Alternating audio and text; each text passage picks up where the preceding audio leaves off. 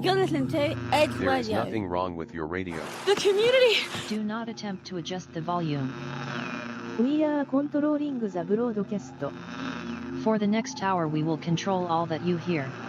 You are about to experience the knowledge and insights of the media mothership.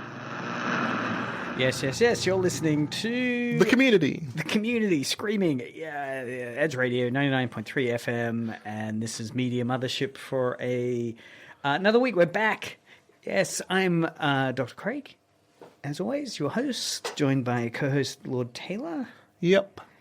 And on Media Mothership, we look at how media shapes our understanding of the world around us. Mm-hmm. On today's show, there's some fun media news stories. Yep. I forgot to bring in my musical apparatus, so You just have to do it with your mouth. yeah, just do it. I don't know. Oof, yep. So let's jump into news right now. Okay. This is an article out of GameSpot. Yep. The best brackets worst injuries and illnesses caused by video games. Okay.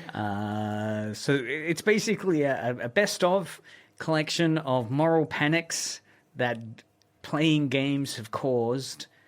Mainly, news broadcasters, when there's a slow news day, they'll report on, shocking media development from the latest game console. So it's basically talking about when you're playing a game on a video game console. So all of this is mainly console gaming. So your PlayStations, your Xboxes, where there's some form of injury or illness that starts happening to people as they play it. Right? So I'll play you a clip of the first. This is actually a video game. See if you know this video game. Okay.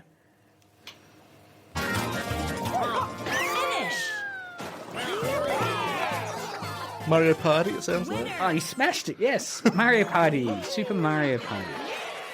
So that's Super Mario Party, and the physical injury associated with the Nintendo Mario Parties, known as the Mario Party blisters. Have you ever heard of this? No, but I can see how it would happen. Right. So the story goes on. So Nintendo and Hudson Soft, when they released the original Mario Party and the pedal power minigame that came with it. So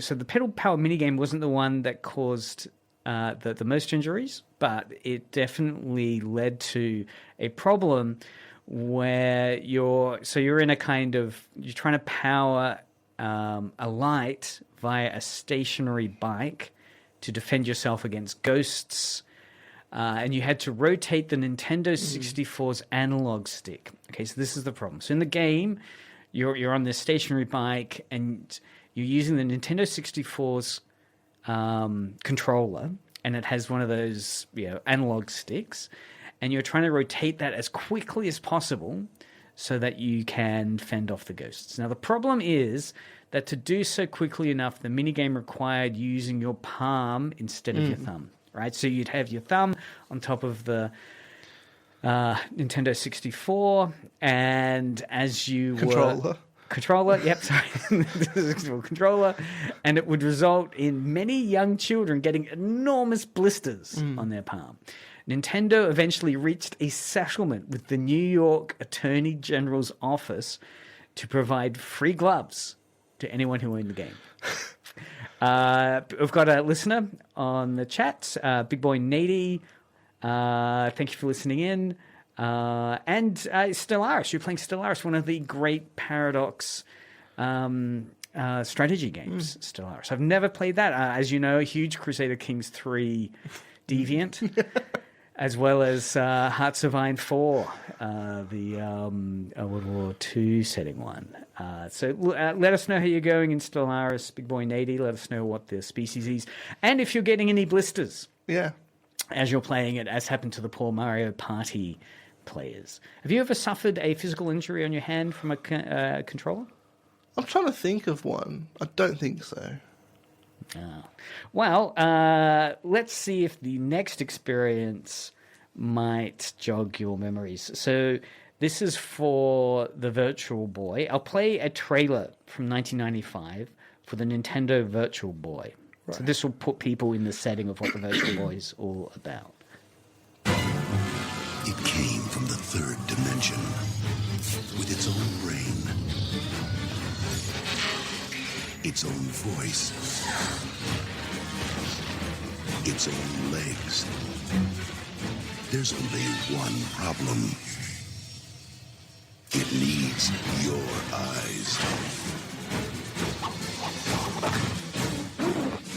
Virtual Boy. See it now in 3D.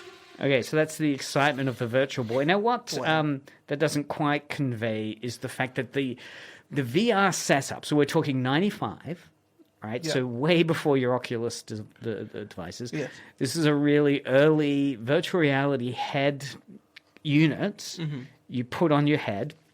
And what it does is it just allows you to see in red and black colors. Right? So it only has black or red as the colors you'll see.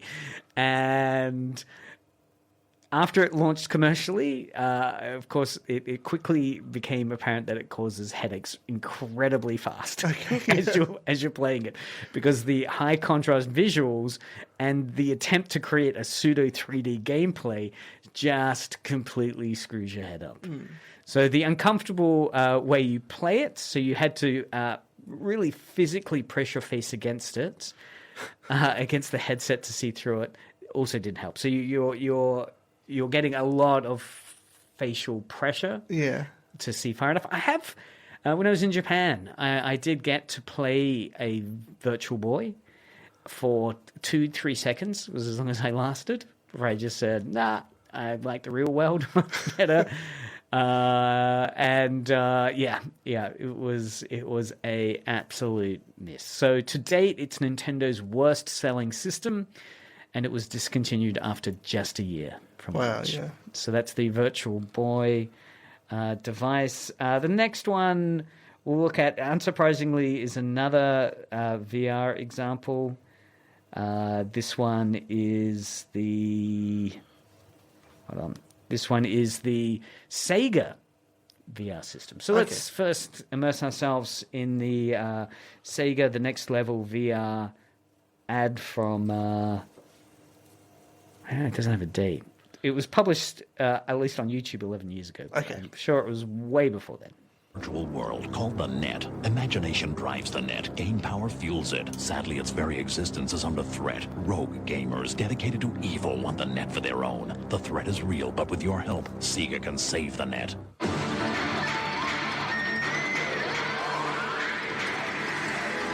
What game power were you using to repel a blast that strong? We engaged Ren and Stimpy. We needed something outrageous. The crazy expressions really threw them. They couldn't handle it. Clearly, we are dealing with a new breed of rogue. What's it concentrating on? They're tapping into our game power. All new DSP chip technology, 4 arcade perspectives, drop-dead polygon graphics, 1 or 2 player split screen, best racing game ever, repeat, best racing game ever. So this is where they're coming in. Gamers, we need surprise. We need something big. I mean a health transfer. To become supersonic, once you've got all 7 Chaos Emeralds and have collected over 50 rings, jump up while still in the air. So it goes for quite a while. This is actually an Australian ad for the Sega Virtual Reality Next Level system. So long before, the article says, long before virtual reality was widespread or good, Sega attempted its own take on the technology, announced years before the Virtual Boy hit shelves, and so this is before 95. It was planned as a Sega Genesis peripheral. The Sega VR headset looked sleek and stylish. However, as many VR players have come to realize, poorly implemented or optimized virtual reality technology can make you sick. Because of how bad this problem seemed to be with testers and Sega's wish not to make half the country throw up while playing video games, Sega VR cancelled it before it released. So it didn't get beyond testing. Oh, right. Okay. So it seems VR, yeah. I mean, even with, I don't know if you've used the Oculus systems. Yep. So I've used them, and I know for a while I had to, when I first started using them, search how to not get sick when you're using it for a prolonged period of time. And they suggest making sure you're hydrated. So which system have you got? The Oculus system on the PC. So the Oculus 2 is the device. Yep. Which one do you... So have you got it like separate from the PC, or it has to be plugged into the PC? No, it can play by Wi-Fi. I find because I do flight simulators mainly. So you've got the Quest 2. Quest 2. Yes, that's right. Yes, okay. Yeah. Oculus Quest 2. Yeah, because there was the Rift before that. Yeah. The Oculus Rift, Oculus Quest 2. What was the Quest 1 before the Quest 2, Okay, obviously? yeah, skip that. Yes, yeah. How have you found the experience of VR? Have you played it recently? No, I've not played it for a few months now. Oh, wow, okay. Well, I'm addicted to gambling in it, so... This is like poker. Yeah, like poker. virtual poker. And you have like... And roulette. Wow. And craps. And what's your avatar? Are you a dog? Can you be a poker dog? No, you can't. You can't. No. Wow, gambling. Yeah. Yeah, I mean, I can see the immersiveness of it. Yeah, it's good, yeah. You know, I got to admit, I did pick up, like, there's the Darth Vader one. There's, I've tried racing car games, flight simulator games. Yeah. The horror ones, 1 or 2 horror ones. Oh, that's horrible. I hate that. Where the speaky sound, It's the worst. The sound effect does a lot of heavy lifting for that. All right. Well, let's move on now to probably one. Oh no, sorry. The reason why I asked that, of course, was like if you have a Quest 2 now or a Quest 3, do not update it. Oh, how come? What happens? Because they've put like this new immersive world in there, sort of thing, and it's ruined everything. The games themselves still play as well as anything, but no, they don't. Really? So, for example, because with my with my setup, because I'm on Starlink. Okay, yep, Elon Musk's. I'm on Elon Musk's Starlink system at the moment. Yeah. And it's because they haven't flushed the IPs to different things around the world. It comes up that I'm in Mumbai, India. Wow, see, that's not even Melbourne. Yeah, I know. I mean, you are big in India. I've seen some of the algorithm.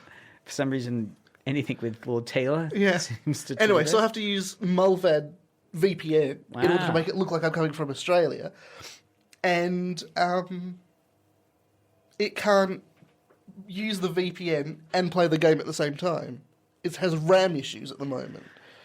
Well, and this is because of this update. God. Well, and you know, if you die in the meta, you die in real life. So it's high risk. It's a high risk. It is. Blue pill, red pill moment for you, really, isn't it? Maybe you should take the red pill and get out of the system. All right. Well, here's a commercial for the next one. Let's see if our listeners can guess what it is by this incredibly. I mean, it triggered me as soon as I heard this music. Not this music. We would like to play.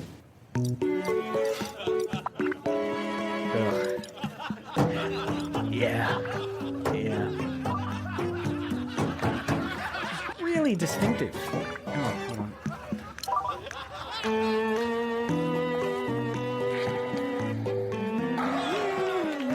Make your me, then play it on Wii. Okay, yep. So that was, of course, the Nintendo Wii system. And I know, being a young parent at the time the Wii launched and grabbing it for the kids to play. Oh, sure. I did get some great games. Or Resident Evil 4, I think that had excellent Wii motion support. Anyway, Nintendo knew this was going to happen when it was developed the Wii, and so that's injuries, right? So they knew there were going to be injuries with the Wii, and the article goes on to say it's just lucky that the system was such a ridiculously huge success that the risk of injury and breaking stuff didn't turn people off buying one. Because there was a lot of news articles that suddenly came out of the blue of, Wii remote breaks television, Windows, as they were doing the Wii bowls or something. So Wii injuries ranged from hitting your friend in the face while playing tennis. Worth it. To giving yourself a legitimate sports injury through repetitive motion where those were entirely possible. So there was the Wii strap, right? So you get that the wrist strap that you were instructed to put on your wrist. And that was designed to eliminate some of these risks. But that can only do so much for those playing in a small area. Similar injuries are also possible with the newer Switch Joy-Con controllers. But those are thankfully a lot lighter and smaller than the Wii remote. Yeah. So yeah, because I know the Wii remote, you'd also get it, and it would have that plastic silicon padding around it you could get. Yeah.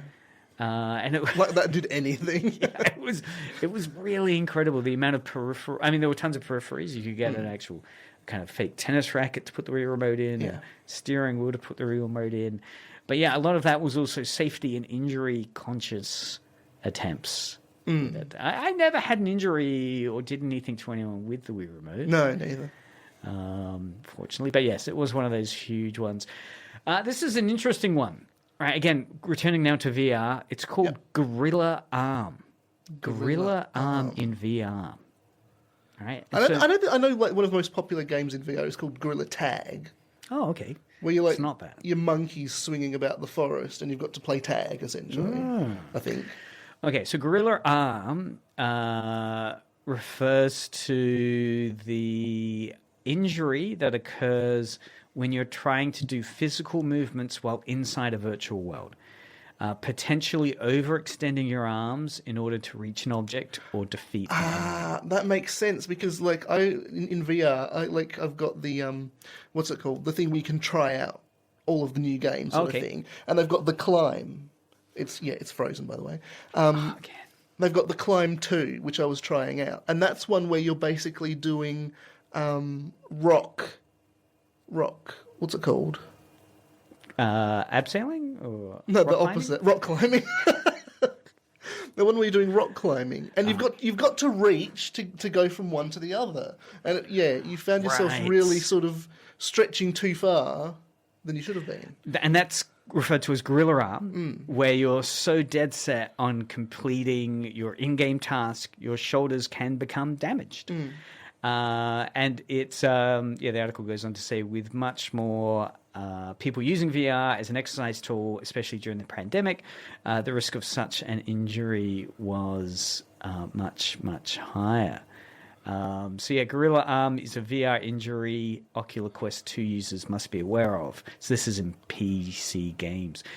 Ergonomic health experts have warned... That was a weird word. Warned that gaming on VR headsets like the Oculus Quest 2 could cause repetitive strain injury dubbed Gorilla Arm.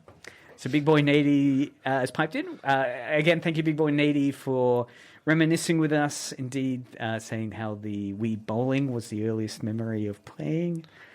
Oh, really? Wii bowling, yep. Yeah. I mean, that's great. I loved Wii bowling. Like, you got the wrist twist, and you could hook it in. It was so good. The Wii was so good, but Wii Sports was the best. And it's so interesting. I mean, that technology is pretty simple in terms of we're in 2025, and this came out, 10 years ago? Yeah. It really hasn't been superseded, right? No, I feel like if you want that kind of physicality of bowling or tennis, the Wii Sports space. And in fact, at PAX, I went to a panel on real swordsmen talk about swords play in video games. Yeah. And so they were talking about the latest, like Skyrim and Kingdom Deliverance and all these games. And they said, actually, one of the games systems that got swordplay the best is the Wii.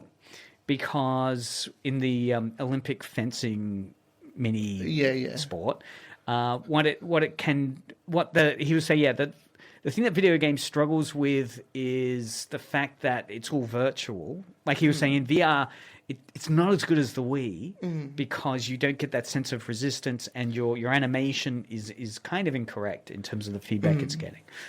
But he was saying that in the Wii, it registers a hit and it vibrates, and the animation will give you that physical feedback. And says that, he was saying that the Wii does it with more simple technology in a way that doesn't overcomplicate the kind of immersiveness that the VR gives you. Yeah. That is too immersive and fools your mind into thinking you're going to get too much body feedback that you're not. Whereas the Wii, maybe because it's much more simplistic.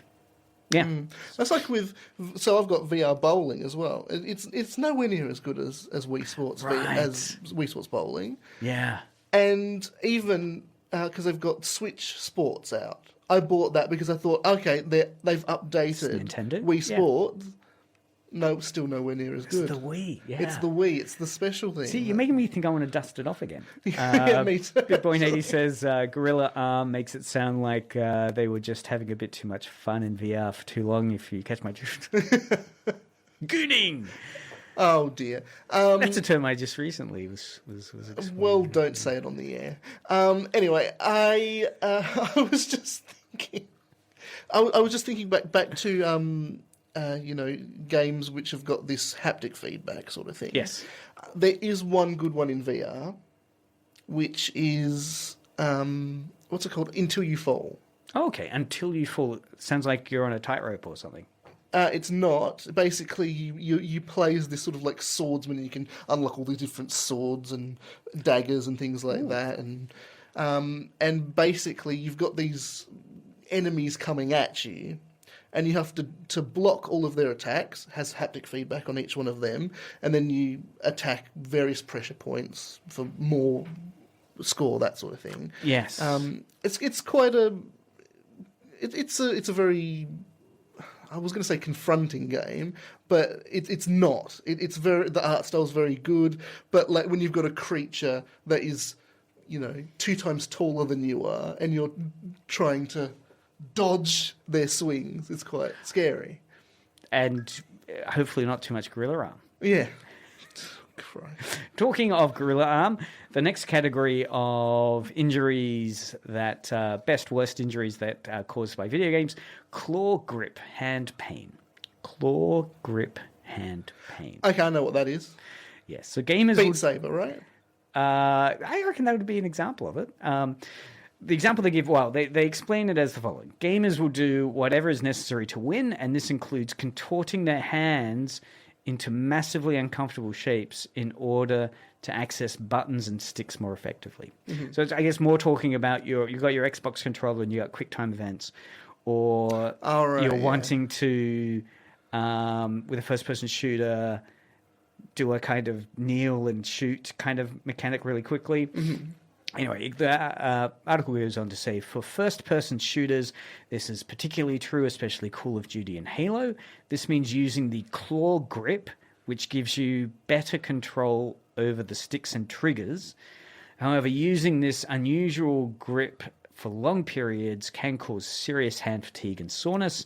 It shouldn't cause long-lasting damage, but if you find your hands hurting after long hours of online play, give them a break or switch to normal grip for a while. So I think it's like, normally your hands are kind of resting and you've got rest points on your controller. This would be maybe even putting the index finger where the triggers are to claw grip it. I feel like we need to model. Isn't that where your fingers go anyway on the triggers? Claw grip. Well, if anyone has claw grip, SMS us in now 0488811707, or reach out to us on the Twitch. We've got Rox Ronan, smiley faces. Thank you for joining. Nice. Rox Ronan. Last one, which is the only one that I'd known before reading this article, called Nintendo Thumb. Oh, dear. Nintendo Thumb. So it's not quite as common as today, but there were quite a few games during the height of the NES and SNES. Mm-hmm. So it's the Nintendo Entertainment System and the Super Nintendo Entertainment System eras that required furious button mashing in order to beat certain sections. This could be particularly frenetic beat-em-up or shooters But the end result was basically the same. Nintendo thumb. A pretty nebulous condition that sees your thumb swell or get particularly tender to the touch. Nintendo thumb can still happen in plenty of games today. One of our writers, so this is from GameSpot, once beat Cuphead only to find himself unable to type for 24 hours because of the pain. Wow. Nintendo thumb. See, I've heard a different thing about Nintendo thumb during the height of the DS system, where, as you know, with the Nintendo DS handheld gaming system, you'd kind of hold it like a mobile phone, so your thumbs would often become the dominant finger. Thumbs aren't really fingers, but appendage. Yeah. Right. And so some pop psychologists at the time of the height of the Nintendo DS systems and Game Boy systems were saying that teenagers and young kids were shifting their dominant from their index finger to point as a dominant finger, like to say, look over there, to their thumb. Their thumb had become the appendage to rule them all. The dominant. This thumb's not a finger, is it? Right? You got 4 fingers and a thumb? I'd just say, yeah. That thing. So those, I guess final ones are extreme movements in Dance Dance Revolution. Right? So anyone who's stepped onto a game of DDR, Dance Dance Revolution, knows the warning very well. Make sure the play area is clear. That's with a map, right? Yeah, so you got the mats. You go to a game center. Often I've seen Dance Dance Revolution systems in game centers where they've got the lights that pop up on the floor surface and you're dancing to them. But you can play it at home. So it says take frequent breaks and hydrate. Don't try to do a full kid and play step routine on the stage. The manager at one games place that they're talking about here says that, yes, you're no longer able to do that. So, yeah, it's mainly the fact that gaming system has so many warnings to it. Because, yeah, I mean, you have to get so active to dance to the music. And you're basically following...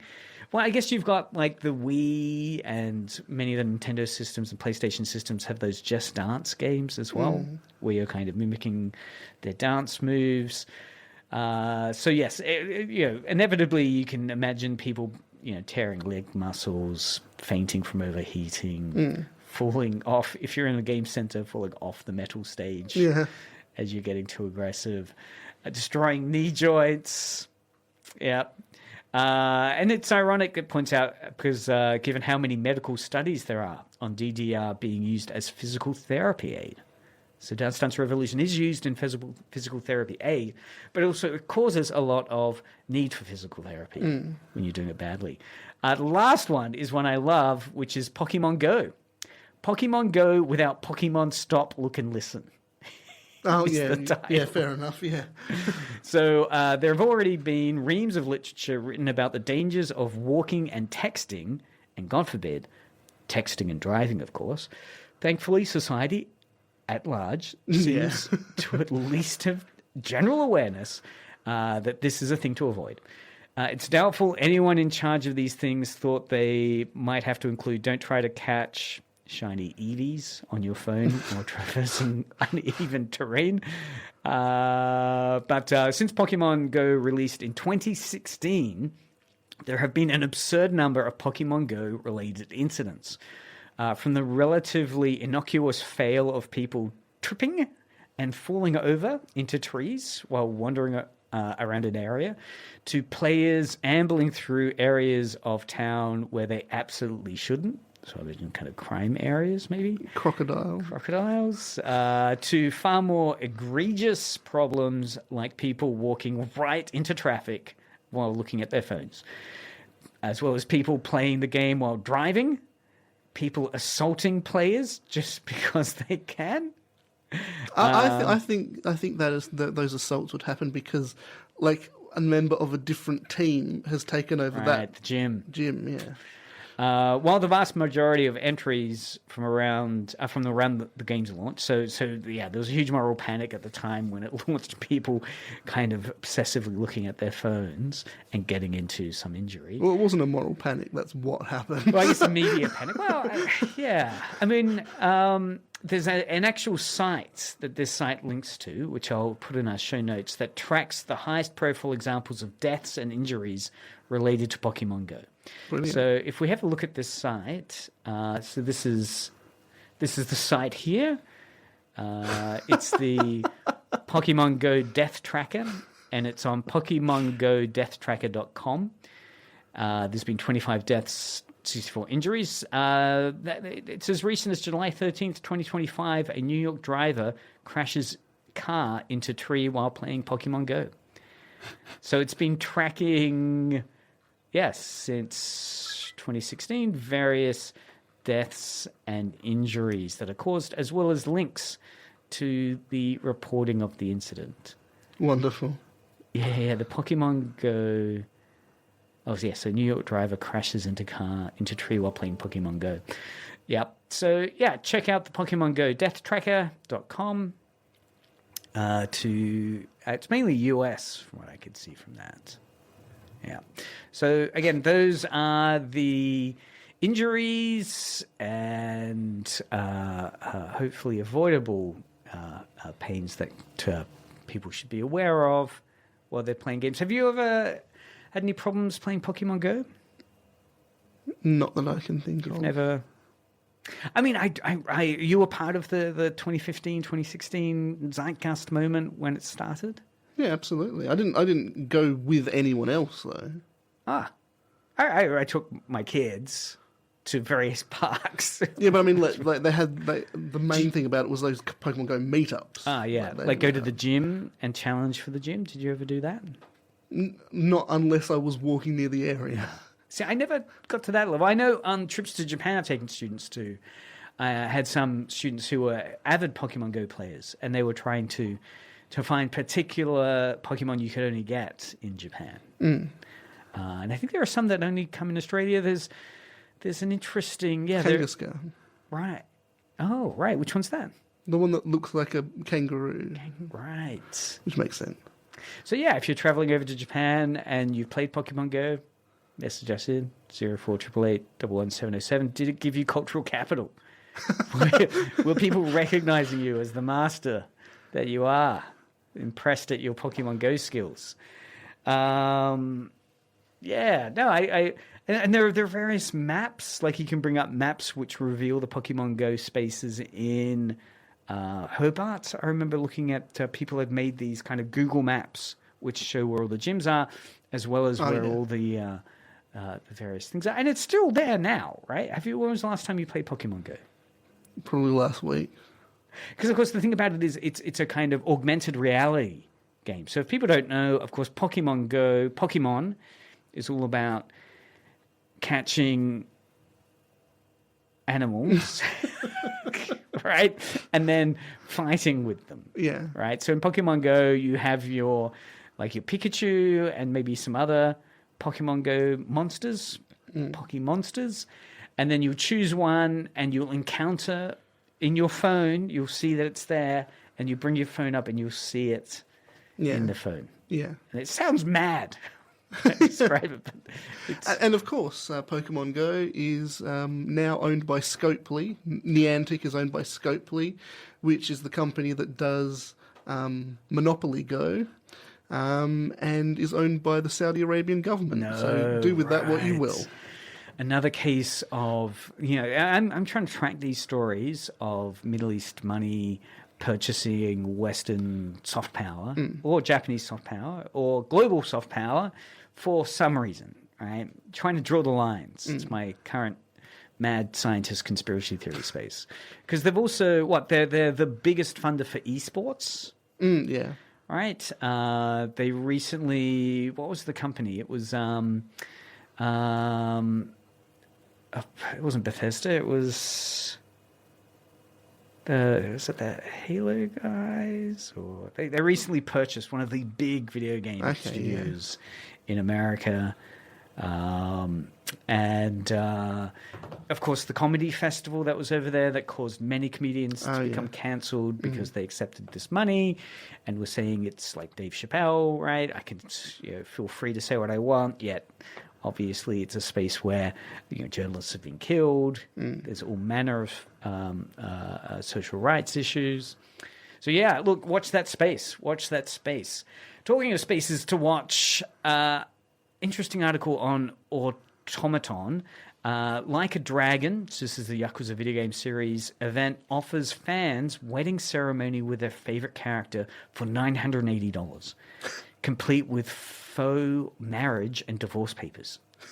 So commemorating Like a Dragon's 20th anniversary, the 4 Ceremonies of Life exhibition, so this is an exhibition about the game system or game series, will let fans marry characters like Kiryu and Majima. So, of course, this is a game set in contemporary Japan where you're playing a Yakuza figure. And, yeah, this is an exhibition, and you can go there and get a photo of yourself with your favorite Yakuza character, and you're there as a real person next to the CG character. And then you get a marriage certificate. You could do this with your ordained identity, as well as, helpfully, a divorce paper for the character. So, yeah, it says, but most impressive of all is the special wedding experience package, which lets you hold a personal wedding ceremony with a Like a Dragon character for 150,000 yen. So that's about $1,000 US. This includes a private room, a professional hair and makeup artist, a photographer who take pictures of you and your partner. That is the animated video game image, in a wedding gown or tuxedo. You can invite up to 10 loved ones to your wedding.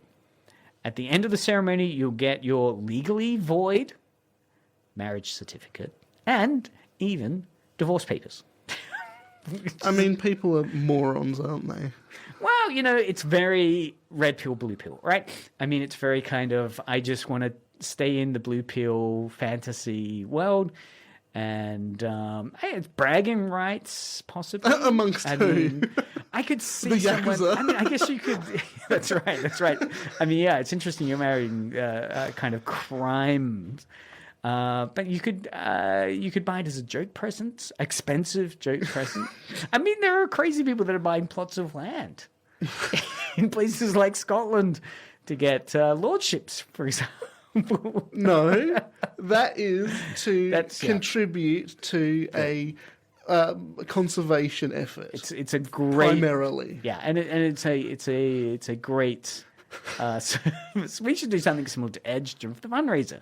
Yeah, you could get a bit of equipment named after you. This mic could become the Daryl mic. If you'd like to donate over, a few grand. Yeah. So, or you could do the fake marriage with one of us and divorce papers. Because Taylor here is a type of ordained priest. Yes, right. I am. How did you get that one? That was filling in something on the internet, but I can only do it in Utah, so we have to go there. Utah. I love that catch. Asterix, Utah. Big Boy Nady says he'd personally join the Yakuza. Nice one. Imagine, he goes on to say, imagine asking your mum to go to your wedding and then she pulls up and witnesses that it's just a virtual computer game character. Well, what is reality? I guess we could ask. What is reality really? I mean, isn't just a symbolic performance anyway? Going through the motions. I mean, it's very, very, as Baudrillard would say, the simulacra, which we now live more in a world of signs than we do in reality. It's all simulation. It's all blue pill, I mean, who wants to take the red pill these days? Which one's which? I can't remember. Blue pill means you stay in the fantasy. Okay. And you can eat your steaks and so forth. I'm thinking you're going to eat the steak. Red pill, you see how far the rabbit hole goes and you go out of the matrix and you become self-aware. Okay. Yeah. So that's the one that Neo takes. Blue pill is the one that, what is it? Is it a Cypher? Is that the traitor character? He wants to go back into the matrix So he wants to stay on the blue pill. I want a third pill, as Zex. And what would happen there? I want the glasses from They Live. You ever seen John Carpenter's They Live? It's where you put these glasses on and you see the real messages around you and you realize that it's an alien invasion that's taken over the hierarchy. It's like lizard people. If you haven't seen it and you're looking for a Halloween movie, They Live. Great 1980s John Carpenter film. And it's all about kind of conspiracy theory that Earth has already been taken over by aliens, but we don't realize it because they've basically been able to take over all the positions of power, and they're keeping us dumb through media. Sounds great. Yeah, that's what Media Mothership does. Keeps you smart. The PS2 game, last story, the PS2 game is still sitting on a Delaware Walmart shelf 16 years later. I'm not going to read Big Boy Nady's last message. Christ. Thanks to Big Boy Nady for being a listener.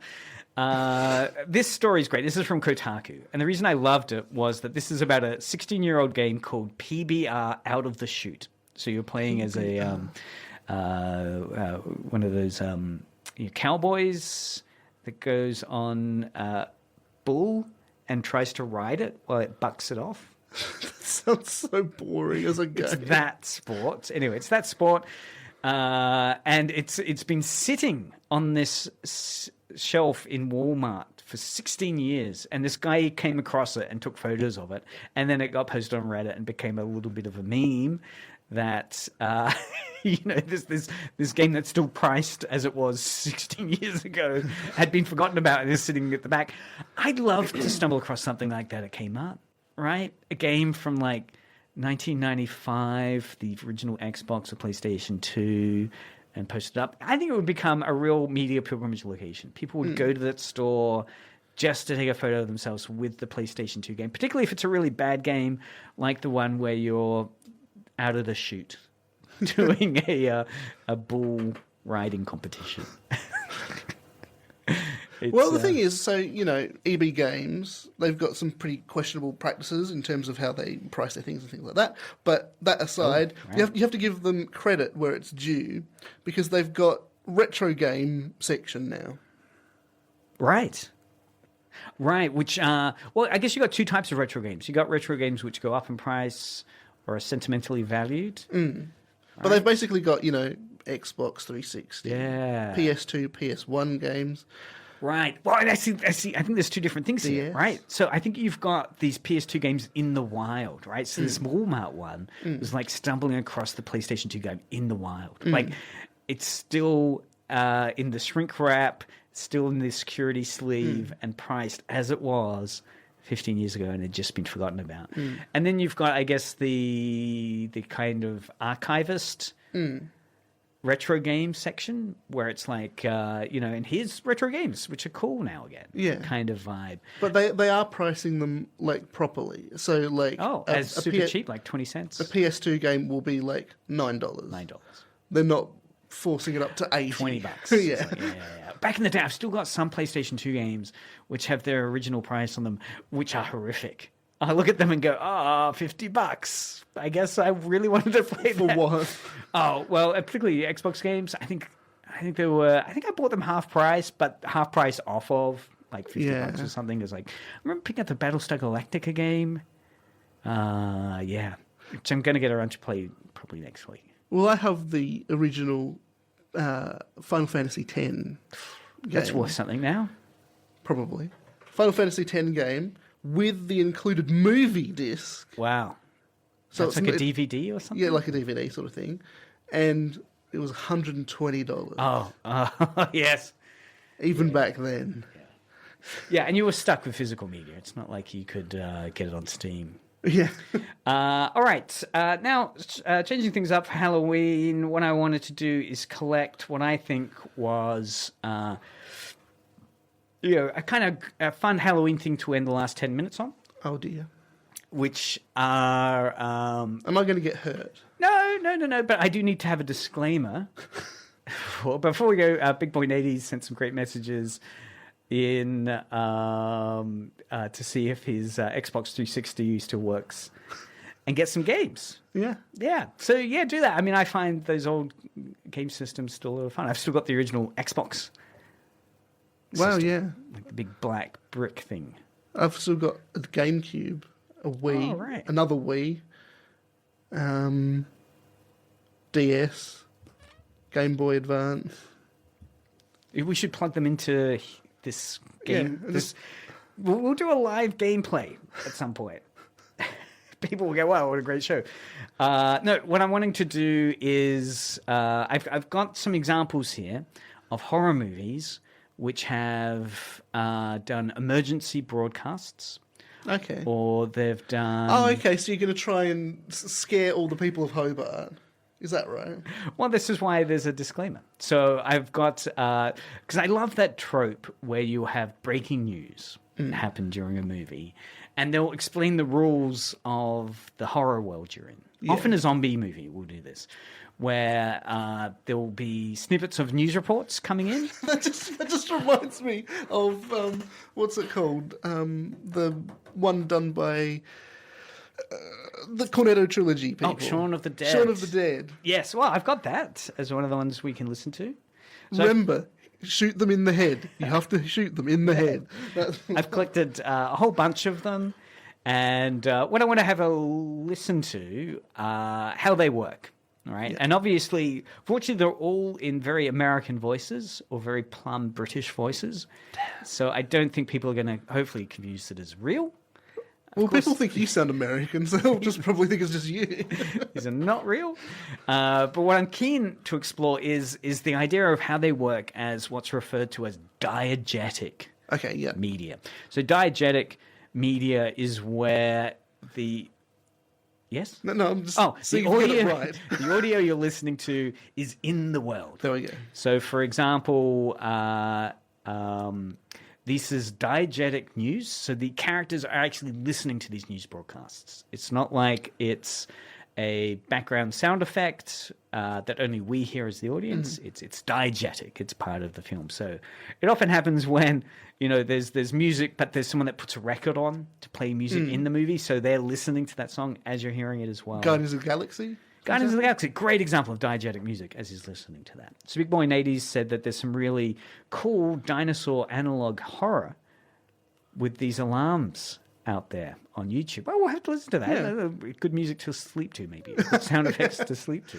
I like the things where things go from being non-diegetic to diegetic. Like you're hearing this background noise. This usually happens in an episode of SpongeBob. Oh. They'll have this background music that happens, and then they'll pan over to someone on the piano or someone playing the violin for a sad scene sort of thing. Yes, it can be very meta.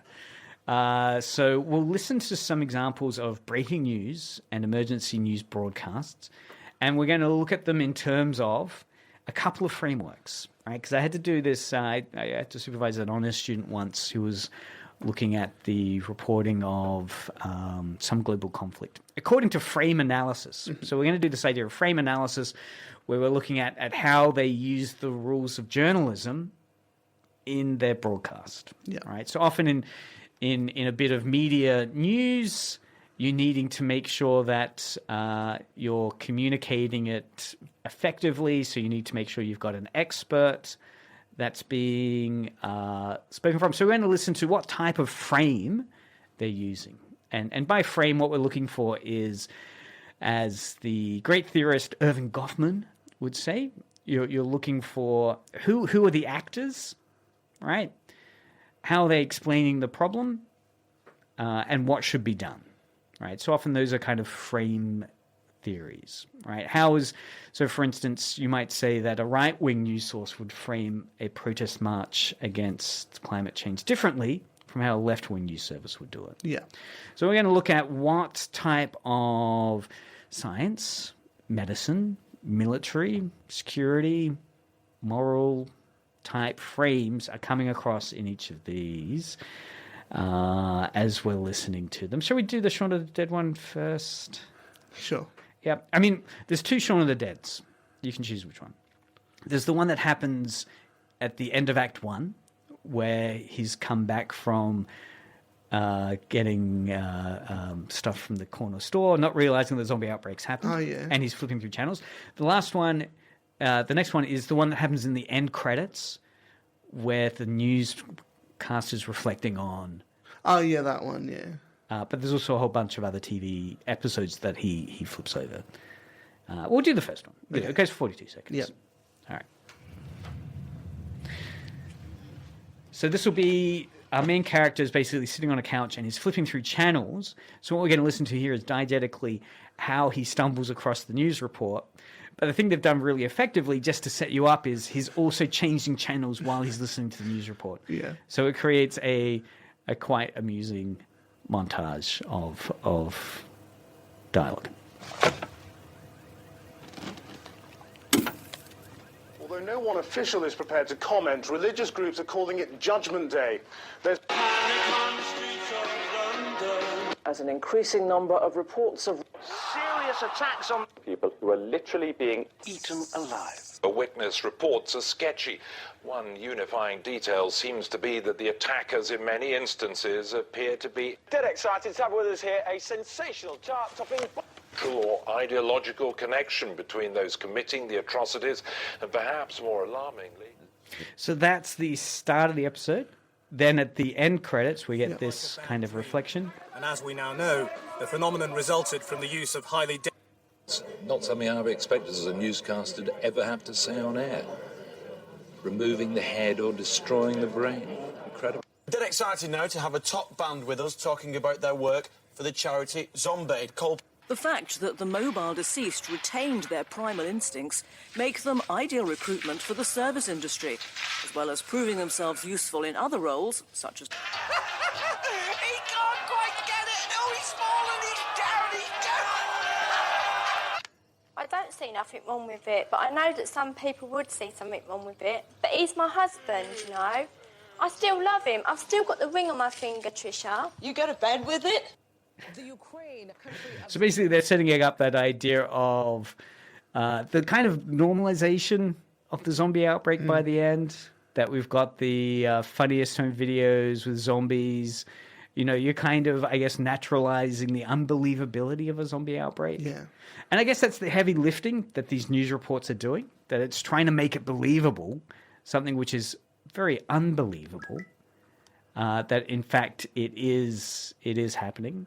And of course, it wasn't that long ago that we had pandemic coverage for COVID-19. Oh yeah, absolutely. Which was setting up a similar type of vibe. So what I want to do now is jump into the original zombie movie. What I want to do now is go to the Winchester and wait for it all to blow over. All right, we've got 5 minutes left. I'll play a couple of these. So this is from the 1968 film Night of the Living Dead. And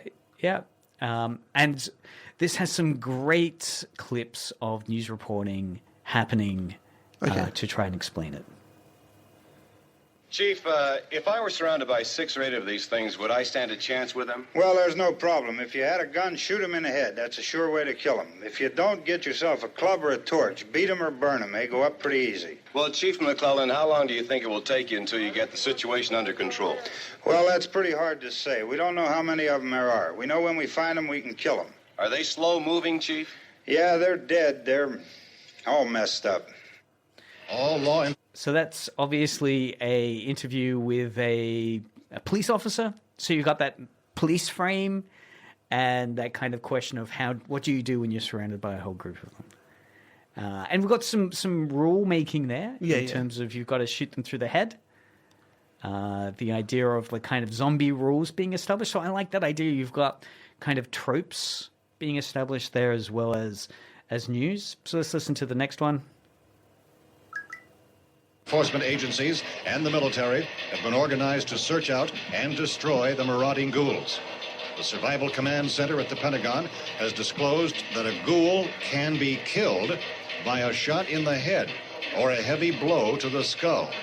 Officials are quoted as explaining that since the brain of a ghoul has been activated by the radiation, the plan is kill the brain and you kill the ghoul. Kill the brain and you kill the ghoul. This big boy Nady says, imagine getting off work, turn on your car radio and you hear this. Yeah. Hey, it's all timing. I mean, that is the classic, we're the world's one, And if we listen to that, so this is back in 1938, so we'll listen to Orson Welles' original broadcast of The War of the Worlds. This is just a 58-second little snippet of it. And this is the scene where he's describing as a journalist on the scene the alien invasion that hit the US in their version of War of the Worlds. Mm-hmm. So this is Orson Welles in 1938 adapting H.G. Wells' novel War of the Worlds as a Halloween. Let's go. 3 seconds. 3 minutes. Sorry. Wait a minute. Something's happening. Humped shape is rising out of the pit. I can make out a small beam of light against a mirror. What's that? There's a jet of flame springing from the mirror and it leaps right at the advancing men. It strikes them head on. Logs are turning into flames. The whole field's caught by the woods of... October 30, 1938. Orson Welles' War of the Worlds. What's really interesting... Sorry, I'll close that down. What's really interesting about that clip, of course, you've got to realize 1938, you're looking at news reports coming in from some of the early wars that are breaking out in Europe, as well as the Hindenburg disaster, the humanity. Yeah. So it's really able to tap into that new form of radio news broadcasting live from location and the drama that the journalist brings to it, which is why I get many people looking back on why that War of the Worlds broadcast by Orson Welles made some people think it's a real alien invasion. And it was by aping those news broadcast conventions and aping... pastiching, copying, right. imitating, like monkey see, monkey do, aping, aping those conventions. There's our word for the day: aping. Yeah, aping those types of movements. Awesome. Well, that's been Media Mothership for this week. We're only halfway through my list of emergency broadcasts from zombie movies, so I might sprinkle those into next week's episode spontaneously. Yep. Instead of maybe using musical interludes, I'll use those zombie announcements. Nice. Just to break up the segments. Keep listening to Edge Radio, because coming up next, we've got Media Mothership is doing its special Halloween music hour. So if you're keen to listen into that, you'll have to go to the Edge Radio website, which is www.edgeradio.org.au.